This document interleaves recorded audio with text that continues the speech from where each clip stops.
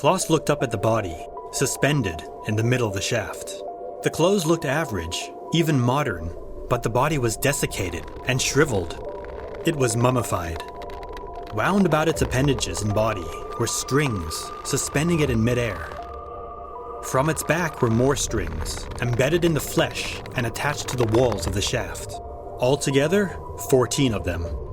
The shaft itself was just as eerie, narrow and short, but cavernously deep. It must have been a few thousand meters deep, and at the bottom was a pool of water of unknown depth. Though Klaus guessed it was probably incredibly deep. A hand came through the vortex surrounding Klaus's head and pulled him back. Chen had a hold of him now, as they stood upon the ladder in the bedroom corner. What was it? What did you see? You wouldn't believe me if I told you. Try me.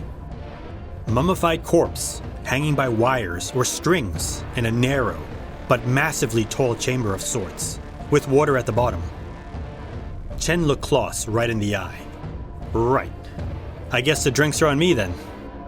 Damn right they are. Welcome back. Today I bring you SCP-2784. My friends have made a net. Don't forget to like and subscribe.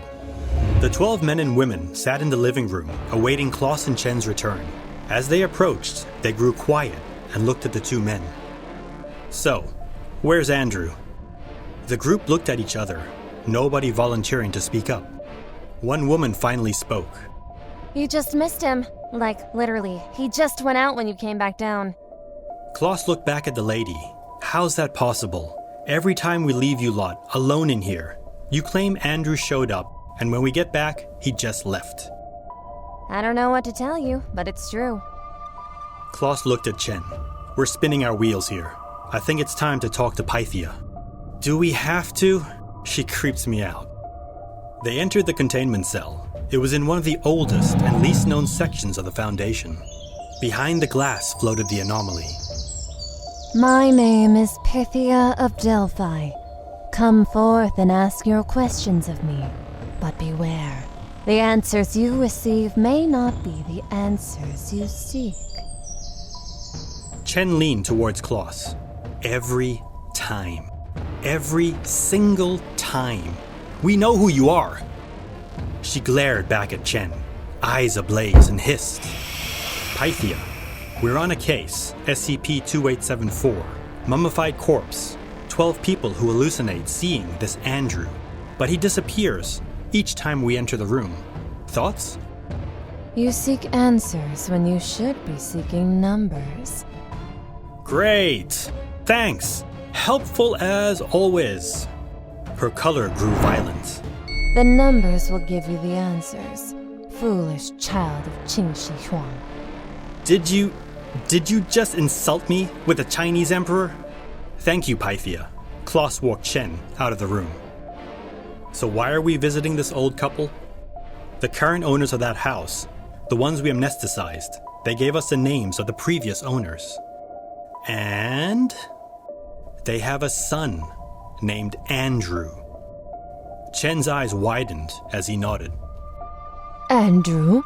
He's fine. Why, he's living in our old house still. In fact, I just spoke to him a few days ago, but I can't recall what about. Are you absolutely sure about that? When was the last time you saw your son? When was it? Well, that is odd. I can't seem to recall exactly. Klaus nodded and signaled to Chen it was time to go. Thank you for your time. 14. 14. Yes, 14. 14. You have no idea what 14 is. Not a clue. A number? Exactly. Fantastic. What did Pythia tell us? Seek the numbers. 14. The corpse. 14 strings. The hallucinating friends. 14. Wait. No. You're wrong there.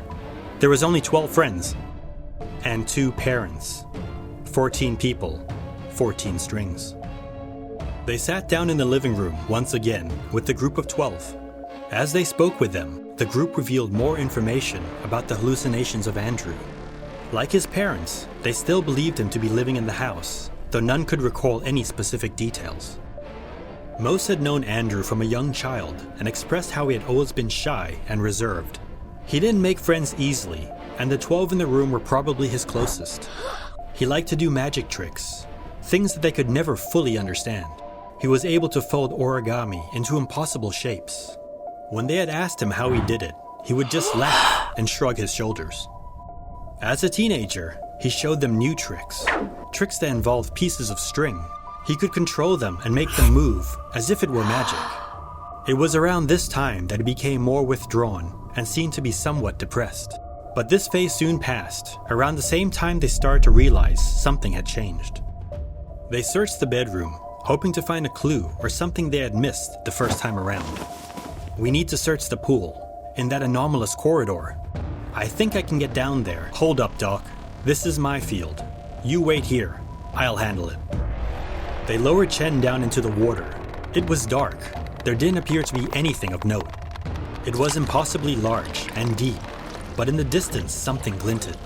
Chen moved towards the glinting object. It was an origami box. Klaus opened the box. Within was a piece of paper too large to have fitted inside that box. It was definitely anomalous. There were instructions reading, "The plan. Use that one corner in the bedroom. It's just like folding paper. Remember, just like folding paper. Messing with people's heads is trickier, but you can do it. It's for the best. Don't make them worry about you. Make sure they won't miss you. 14 strings for 14 memories. Make sure they won't miss you. Unfold it, go inside, set it up. We'll see them again in another life. Important. Remember to pull the hole in after you."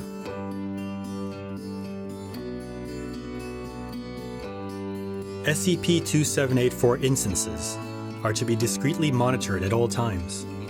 The SCP-2784 containment team is to administer amnestics to civilians who become distressed by SCP-2784 instances.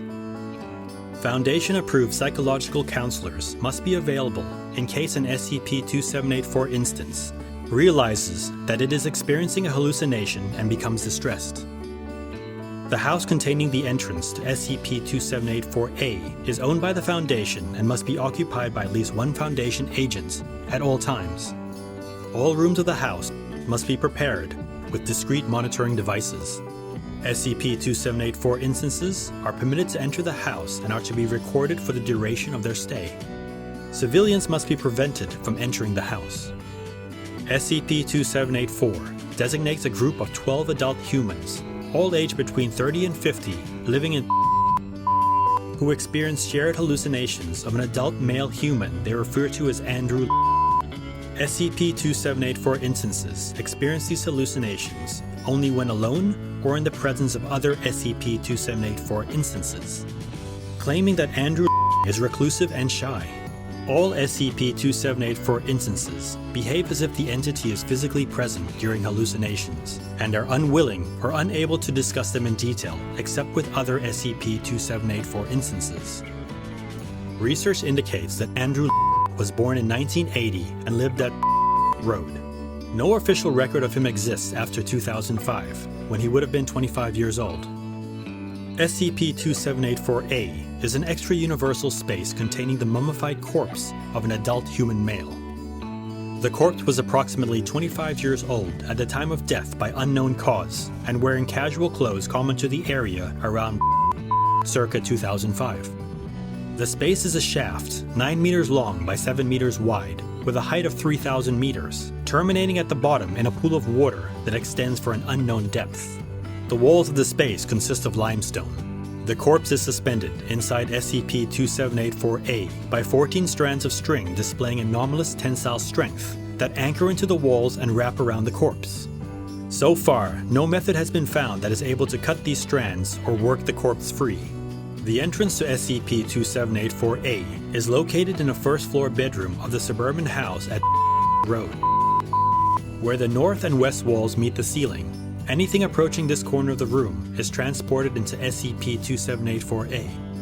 SCP-2784 was brought to the Foundation's attention when the entrance to SCP-2784-A was discovered by Mr. and Mrs. a couple who had recently moved into the house at Road. The couple was administered amnestics, and the Foundation took ownership of the residence.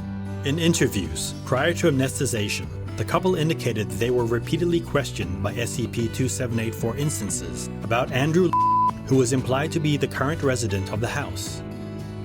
We all experience dark thoughts and depression throughout life, but suicide isn't the answer. There's always someone waiting to help you and show you that your life is worthwhile. Isn't that right, Lucius? Oh, right. Terribly sorry. Professor Lucius. You upstarts in your titles, but I'll let it slide. As always, have a care and remember to subscribe, like, and share, if you would. Until next time, farewell.